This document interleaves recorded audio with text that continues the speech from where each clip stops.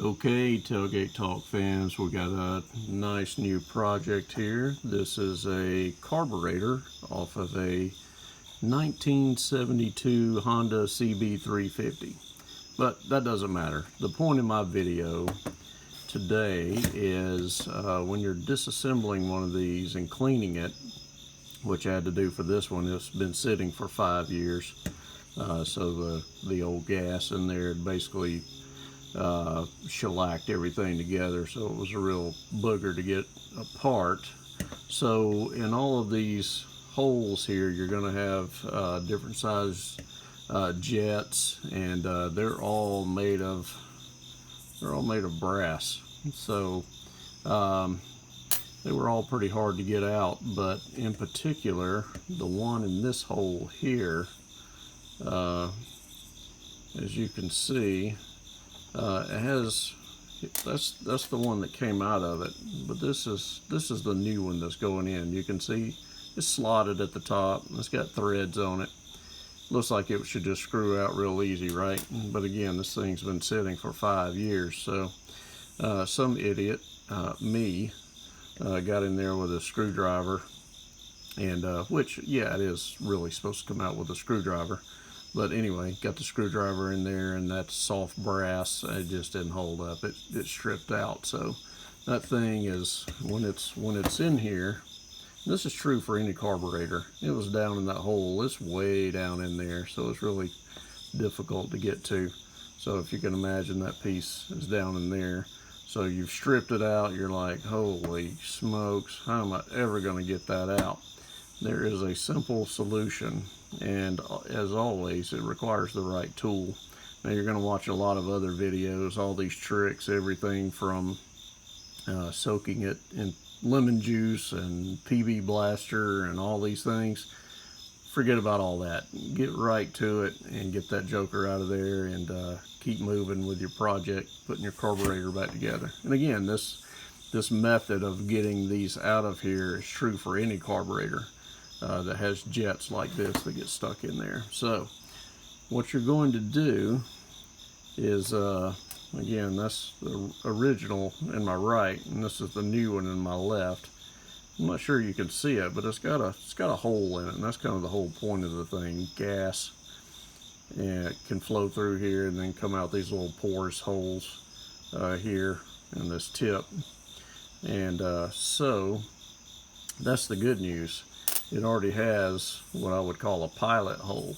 So what you're going to do is you're going to use these fellas right here. And I've seen other videos, people call them left-hand drill bits. My dad was a machinist for 45 years, and I never heard him call it a left-hand drill bit. So anyway, it's like it says, it's a screw extractor. That's what it does. So what you're going to do, again, this thing is down in this hole. It's way down in there, right? You can barely even see it. It's way down in there, and you got to get it out. What you're going to do is you're going to look at this chart here, and you know, you can just kind of visually see, well, it's probably the smallest one that's going to fit in there. It's going to tell you what size to drill at. So this is 5/64. So what you're going to do is drill a hole, and of course you don't want to drill too far. This thing is only so deep. But let me get this thing out of the package just so you can kind of see what happens here. You're going to drill a hole with a regular drill bit, and then when this is down in there, you're going to, let me get this over here in the light, you're going to drop this down in there, and then you're going to turn it. It's going to go counterclockwise. It's going to go counterclockwise, and that's maybe why some people call it a left-hand thread.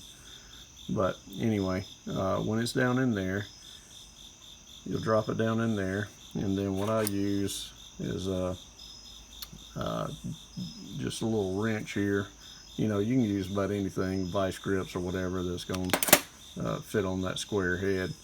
And you're just going to start turning it like that, and that joker is going to dig in. It's going to like just grab onto that brass like nobody's business, and then that's going to allow you to keep turning. These things are super hardened metal, so I wouldn't worry. I mean, if you buy a decent set, the brand I have here is Irwin, and these were my dad's, so heck, that brand might not even be around anymore, but you get the idea.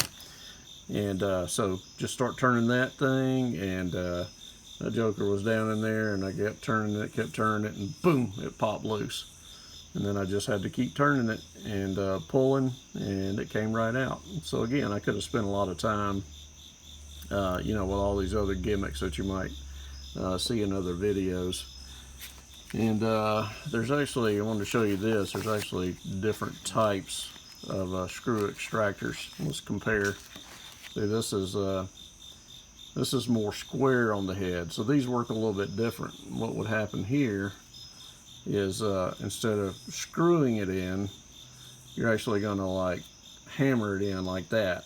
And you know, you don't want to whack it too hard, you just want to get it down in there and get it seated, and then you'll put a wrench on this and start turning it. So same concept, just a little bit different shape there.